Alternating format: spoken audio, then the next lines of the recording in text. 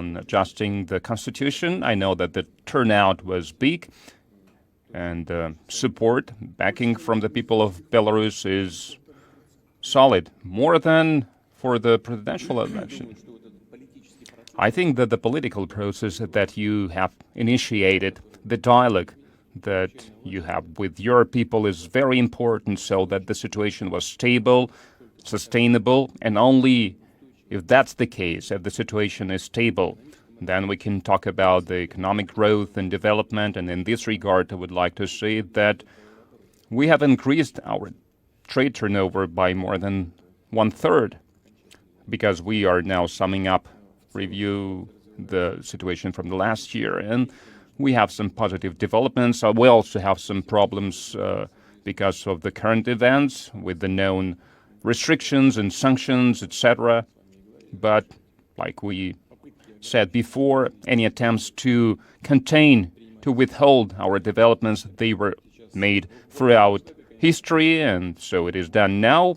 The scope is bigger, it's larger, but I'm sure we will overcome these difficulties, and we will learn more, we will get more competencies, we will be able to feel more independent, more self-sufficient, and eventually it will be beneficial to us like it happened before.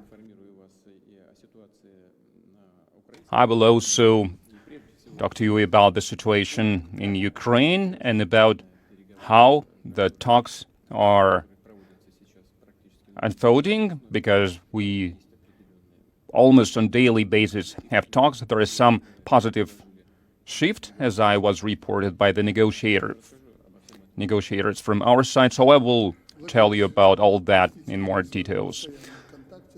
Mr. Vladimir Putin, that's true, we are in constant contact, because it's almost we felt that the situation will be difficult, and we talked on the phone a lot of times.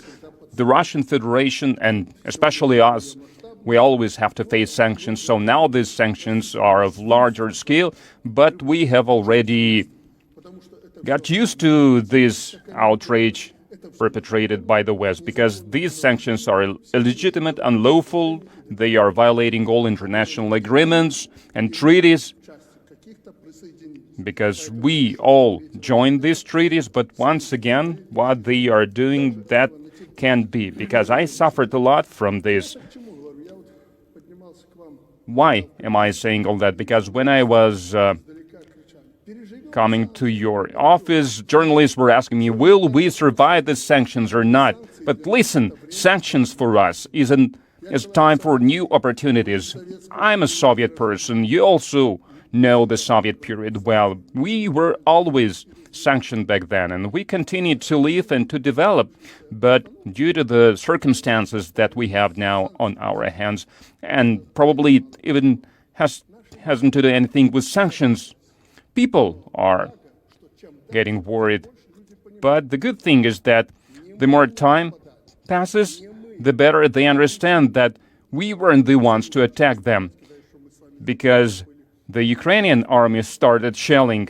When I visited last time, we were sitting in a helicopter and we were getting those reports. So they were the ones who started. And I will show you now from where they prepared an assault against Belarus. And if we didn't assault them preemptively, they would have assaulted our forces, Belarusian and Russian, who were part of the exercises. So we weren't the ones who started this assault. Our conscience is clear, because look, biological weapons, the largest nuclear power plant, and they were ready to blow it up. Now we see what's happening in Chernobyl. You ask me to give them power, and they don't even need this. They don't even think about that. So be what may.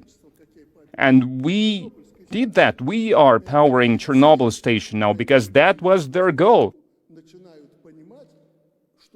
And now people gradually begin to understand what's what and where is the truth, with whom is the truth. We did it one day before, and believe me, next day we would have faced all the consequences, because they prepared to assault not only Donbass, they were forming attacking positions to strike against Belarus. And I have said that before. These foreign mercenaries, they move along the Belarusian borders towards the Chernobyl station. They want to cut off the path for Russian forces to hit them in the back. That's first. Secondly, they want to attack the Belarusian and Russian forces that were part of the exercises, and they still have this hope to drag us into this fight so that we left the Western flank, what we talked about. But we are smarter than that, and things that they want to do in Chernobyl, we still have to anticipate what are their plans. So we don't need to justify our actions to anyone, but we are not doing that. But I can see a lot of people, they are asking a lot of questions, because if we didn't do that, then the consequences would have been even more dire when these fascists were moving against us back in the 1940s. And believe me, by the end of the year, the people will forget about what's happening now. And economy-wise, we shouldn't even talk about if we survive sanctions or not. We already survived all kinds of sanctions. We can live without them. We have everything to continue living and working normally. And what I want to suggest to you, listen, you always help your allies. You helped Kazakhstan, everyone. You opened market for someone. I'm not going to give you names of the countries because they see it as offensive, but we should sit together as CSTO, as the Eurasian Economic Union. We need to work together. We need to stand together. You're saying that all the time, so let's have summits at this level. And then if we work together, in a month, we will forget about these sanctions. So that's my suggestion, because I have this right. Do I? I think you will support me. So we need to have a summit in Moscow. We should sit at the negotiating table and we will agree. So you're selling us that, we are buying from you that, and then we will create our own economy policies. So I have come to Moscow in a great mood.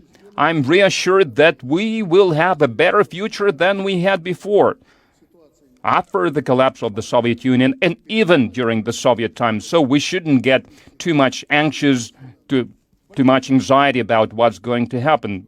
It just takes some time. You're absolutely right. The Soviet Union was always under sanctions, and we had all kinds of successes. Even after 1990, there were still sanctions against Russia. Since the Soviet times, we are talking about all these least restrictions in the high technology areas, so it existed. Now we have to deal with the massive blow against our economy, but the experience of the latest years, recent years, it shows that wherever the Western nations are introducing new sanctions, we have acquired new competences, and we have restored the ones that we had before. That's how it works. So we are getting stronger, and you're right. This is the time for new opportunities so that we could move towards strengthening our economic and technological sovereignty. But, well, that's why we're meeting today, and we will have a more detailed conversation later.